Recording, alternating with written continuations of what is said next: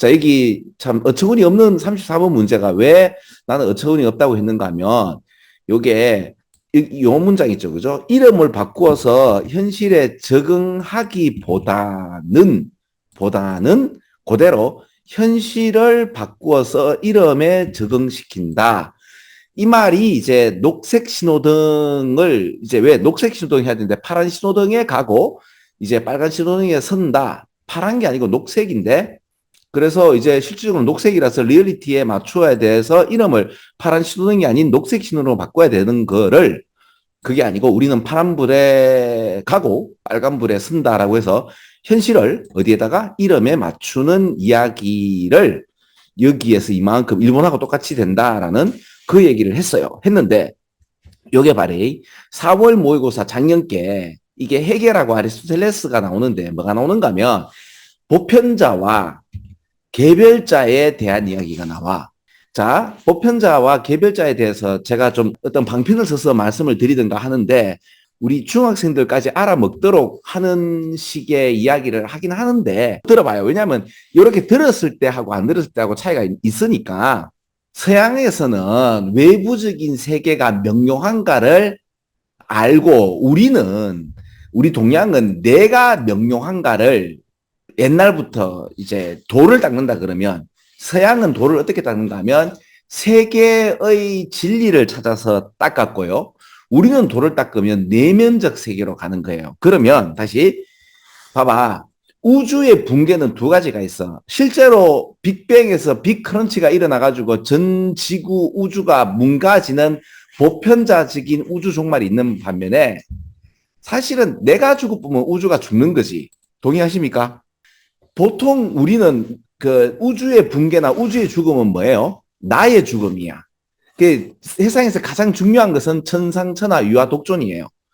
그러면 다시 과거 사실은 이게 뭐 우리가 이제 우주라는 뭐 현재 과거 미래의 어떤 그 중심에 산다 그러지만 개별자적인 걸로 본다면 사실은 과거는 흘러가고 없어. 우리가 다시 과거를 경험을 또다시 다른 경험을 할 수도 없고 미래는 아직 오지 않고 있다고. 그럼 현재는 있느냐?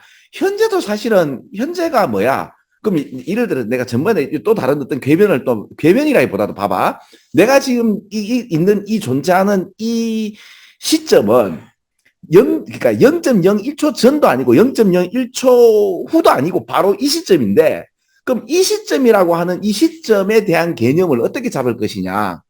좀 말인지 이해가나? 그러면 사실은 이 현재라는 것도 0으로 수렴하는 거거든. 왜냐하면 현재라는 것을 1초 전하고 1초 후에 있는 그를 현재로 잡을 수 있거든. 연습하면.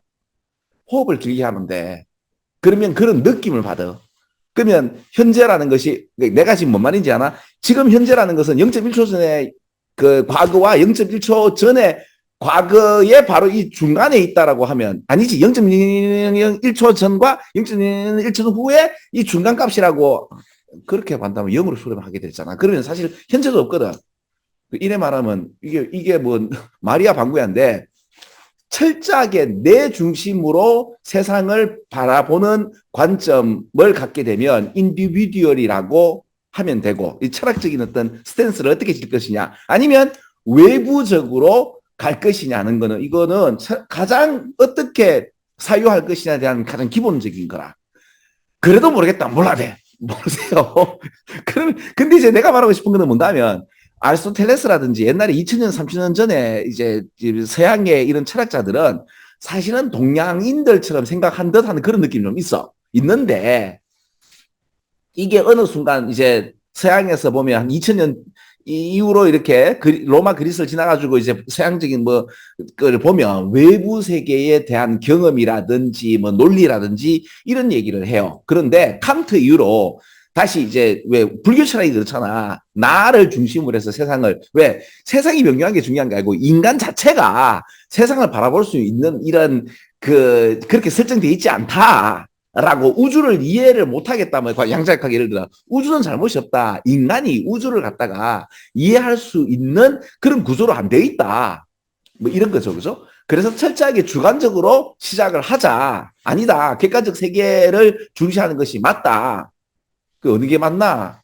근데 그러면 아리스토텔레스는 consider A as B가 보이죠. 그러면 individual을 primary substance로 보고, 즉 뭐지? primary substance니까 substance는 단어를 몰라도 primary, 그 다음에 universal을 뭐로? secondary 하면 primary는 모르겠다 하더라도, 만약 substance를 몰랐다 하더라도, 그 단어 보세요. 단어 보세요. 단어 보는데 secondary 정도면 뭔지 몰라도 이거는 1차적으로, 요거는 2차적으로 봤다. 그럼 아리스토텔레스는 인디비듀얼을 1차로 그리고 유니버설을 2차로 봤는데, 그럼 이제 아리스토텔레스 같은 경우는 그렇게 함으로써 in so doing으로 함으로써 뭐를 강조했다?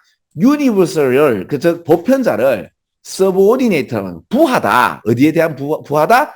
인디비듀얼에 대한 부하다. 그럼 이 단어를 제 몰라가지고 못 찍었습니다. 그래, fine, 좋아. 이 단어를 몰랐는데 중요한 거는 뭔가 유니버설과 인디비듀얼이 있는데 모른다 그러면 한 가만 더 올라가 보란 말이야. 한 가만 더 올라가면 primary substance 몰라. 그러면 secondary substance 이 정도도 할까 이가. 자, 다시 한번 더 선생님이 모르겠다 버전으로 설명을 한다면 중학생 실력까지 낮춰서 지금 내가 설명을 드리는 거거든요.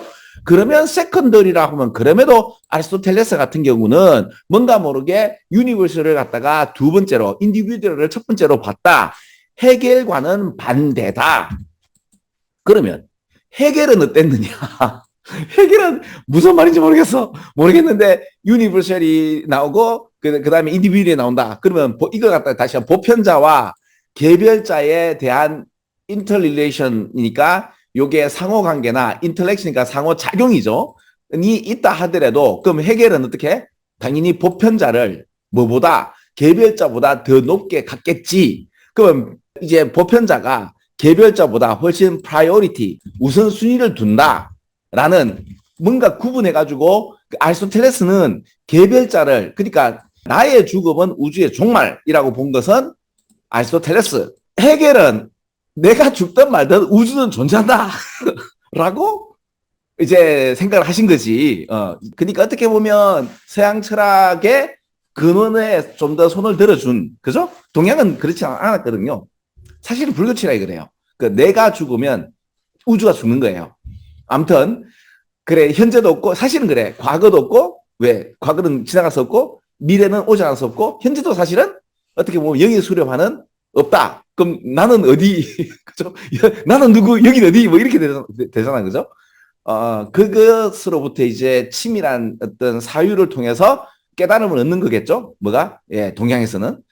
하여튼 그렇게 보시면 돼요. 그래서 제가 이걸 다 설명보다는 일단 개별자와 보편자에 대한 나름대로의 어떤 여러분들, 그러니까 중학생 정도까지 들을 수 있는 그 수준에다가 이런 어려운 문제를 갖다가 읽어 내려가는 것보다는 그럼에도 제일 마지막에 요 이야기를 조금만 좀 성의 있게 요렇게만 좀 읽어 주어서 요 정도 되는 단어를 갖게 되면 어때? 지금 똑같이 34번 똑같은 문제인데 작년 4월 달 문제도 같은 이야기 굉장히 어려운데 단어의 이렇게 수동태와 능동태의 어떤 변환이라든지 아니면 이렇게 어떤 거를 더 치중했다든지 이런 이야기들이 그대로 나오잖아.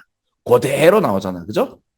그래서 이번 4월 모의고사도 이런 어려운 문제인데 단어의 어떤 이렇게 쉬프팅이 일어나면서 이야기가 나오지 않느냐. 그러면 최소한 요 정도는 이제, 그러니까 우리는 단어보다도 좀 이렇게 좀 읽어주면 좀 성의 있게 치면 얻어 걸려서 맞출 수 있다 없다? 난 있다고 봐요. 자, 이거는 고인물들 중에서 이제 영어 실력은 얻는데 어떻게든 맞추는 거고, 이렇게 자꾸 맞춰서 기분이 좋다 보면 이제 이런 걸 읽고 싶어져요. 그죠? 읽고 싶은데 나중에 어떻게 된다? 남들은 못 읽는데 나는 읽겠어. 왜? 개념을 아니까. 봐봐요. 국어도 개념을 알고 모르고 차이 큽니다. 리딩 속도가 달라요. 영어도 그래요. 그러니까 지금 어떻게 보면 미국 애들이 자기 나라 언어를 가지고 읽는데 모르잖아. 그죠? 근데 이런 걸 제가 여러분들에게 이게 설명을 어떻게든 잘해주려고 하는 거고, 이게 나도 뭐랄까, 저도 이런 게 있어요. 왜 그런가 하면 이 수능 문장이 너무 좋기 때문에 그 어떤 컨디션이나 사람의 어떤 취임새나 이런 걸로 인해 가지고, 그리고 또 이런 것도 있다. 작년에 분명히 내가 되게 훌륭하게 잘 설명했는데 올해 내가 그 문장을 보면서 또 다른 방향으로 또 설명하고 있더라고. 근데 그건 왜 그러느냐 하면, 왜 우리 한국 그 말도 그렇잖아요. 굉장히 훌륭한 말이나 좀 사변적이고 굉장히 좀 깊은 언어적인 어떤 그 구조를 갖고 있는 문장들은 왜 세월에 따라서 또 달리 해석되고 또 다시 보면 또 다른 식으로 해석할 수도 있는 문장이거든. 순응이 그래서 그래요.